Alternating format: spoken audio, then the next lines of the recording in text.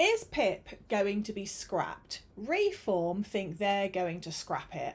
I think not. And I'm going to explain to you why I think that, what Reform are saying they're going to do, and what's already in motion. And some of these things I mentioned to you guys and girls over 18 months ago now, after I left DWP. And before I get into it, for anyone that is really struggling with applying for PIP reassessments, or wants to get up to the higher level, you will probably want to get my course, Prove It. It has over 29 tutorials in it. It has templates, letters. You have access to my Prove It tool, which I have created, an amazing piece of kit to help you put into words what your conditions are and the functional impact of them.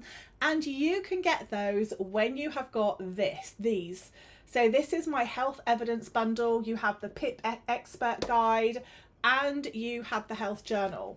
When you have both of these bought from my website, which I'm going to link down below, you then get the entire Prove It course forever, including any updates that I have to make to it, for £99 instead of £279, and you will never have a problem putting into words anything regarding your health evidence for PIP, LCWRA, ESA, employment tribunals, or reasonable adjustments at work. Now, over 18 months ago now, I warned you guys of what was written in the disability health papers, also a little bit between the green paper and the white paper. These are very important documents because they mandate what the government will do next, particularly when it comes to welfare and PIP.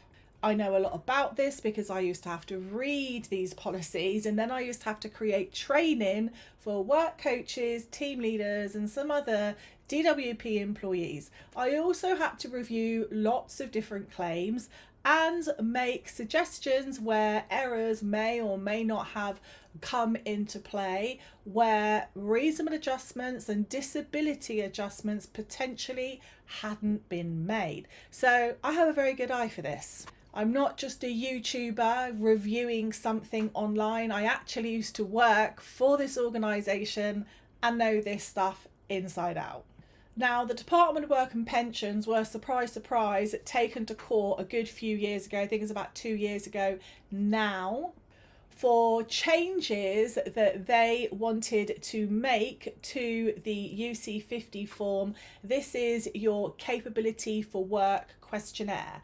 This same questionnaire isn't too different on the other side for the markers for PIP. Now, they were told by the court that they had to make various different changes.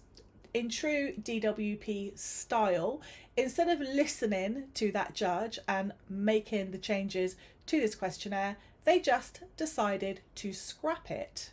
And that then gave rise to lots of changes for people receiving universal credit with a limited capability for work and no work related activity, LCWRA at the top there, or LCW, or even ESA.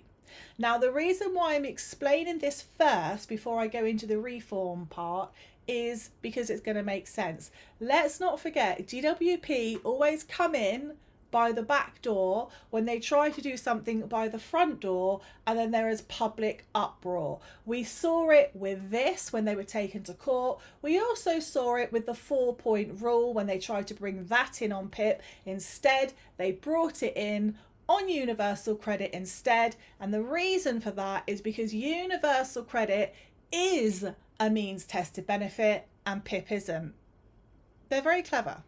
Which is why I'm always telling you to evidence your health and your disability, because you need to be in charge of your evidence, not them. Now, Farage and the reform people, they want to see PIP completely scrapped. They want to see as many disabled people, neurodivergent people, people who do not have seriously critical illnesses, conditions, or disabilities in work. That's what they want. And I think they're thinking the only way we can do this is to make this as difficult as possible. And let me know in the comments what you think about that last comment. Now, you all think that tomorrow, being Monday, the 17th of August, is when the changes are potentially going to be, made. But they already have been made. And you're going to see that by this piece of government data. And don't worry, I'm going to blow this up in a moment. So to make the net that much smaller of how much the government are going to be paying for people on health conditions, what they have done is they have changed or reformed, and it's ironic really that this is called number of claimants affected by work capability assessment reform. It's really ironic that it's called that. But here we can see even 18 months ago that they wanted to move people from LCWRA to LCW, and they even had a projected timeline to do it. So they wanted to move people from the LCWRA group by doing something by removing the mobilising descriptor. And that basically means that they're changing the criteria of what it is you have to have in order to get LCWRA. Now, this is already in motion. Lots of people are already being downgraded from LCWRA to LCW. That's why a PIP diagnosis and your doctor's letters is not enough. It's your daily activity that you should be recording in this. Now, currently there are only 4 types of groups of people that are going to be exempt from this. These are going to be people who are completely physically immobile, paraplegics, etc.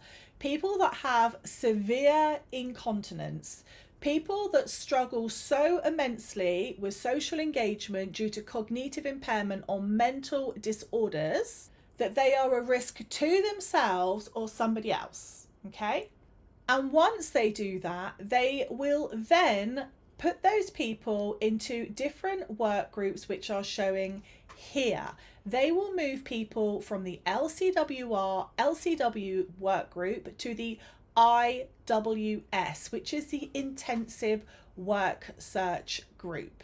And as you can see, they've already costed this out well over 2 years ago. So what Nigel Farage is saying in the Reform Party isn't actually new. I mentioned it to you guys 18 months ago. What they've been doing between then, when these papers came out, and now, is that they've been testing the waters to see how people will react. And this is almost like a type of psychological conditioning, so it's not a shock to you when it happens. So what is another way that they're going to force people off of this PIP or off of LCWRA? Number one, I think they're going to make, as has been preempted by certain things I've seen in the Universal Credit Act, they're going to make PIP part of universal credit. So in order to get PIP, you will need to have a diagnosis and you will need to have very comprehensive evidence, medical evidence, and also daily activity logs that are very specific, such as the ones in my health journal. Next, they're going to tell you that unless you try a job, you could potentially face reassessment for any of the disability benefits that you're getting.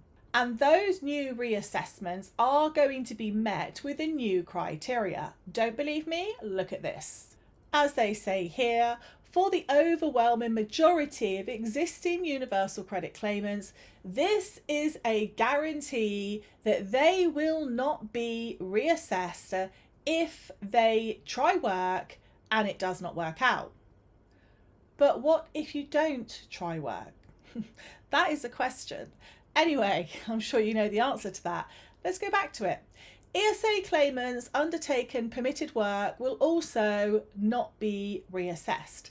Therefore, for both groups, we will remove the barrier that trying work may mean they lose their LCWRA entitlement or LCW if you have been downgraded from LCWRA to LCW. And then the plot thickens a little bit more. And that is, as you guessed it, the voucher scheme, the dreaded voucher scheme. And who, may you ask, is going to administer that?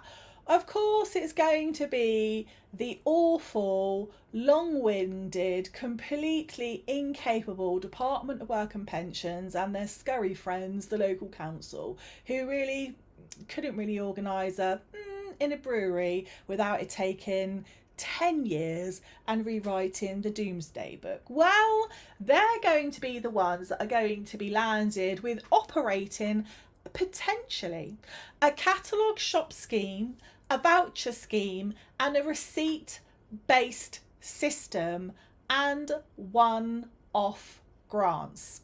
This is not new. Nigel Farage has not mentioned anything new. This was published 2 years ago, and I've been telling you about it for 2 years. And people are just thinking, all I need is a diagnosis. How is a diagnosis alone going to help you evidence the impact of your health for things like PIP, for things like LCWRA, for things like ESA, when you are not recording it on the daily in your health journal? When you are not keeping your receipts and putting them in your health journal? When you are not showing the cost of something to you because of your disability and the impact on it, and you are not recording it in your health journal? It's not going to be much use at all, is it? Because you're going to have to be submitting even more information than ever, because PIP, surprise, surprise, is all going to be electronic and online. I think that's quite good. Just make sure you screen record everything as you're doing it and before you send it. But basically, PIP, whether it's going to stay here or whether it's going to be changed, is not new. I think it most definitely is going to change. And I think, as I said, they're going to do it by removing LCWRA and LCW and making the PIP payment part of universal credit. And I think for people that are not in receipt of universal credit, I think they will then make PIP a means tested benefit, which means you're going to have to provide your bank statements for them to decide whether or not you need any of these extra resources or equipment or any of the things that you can buy from their catalogue on their voucher scheme.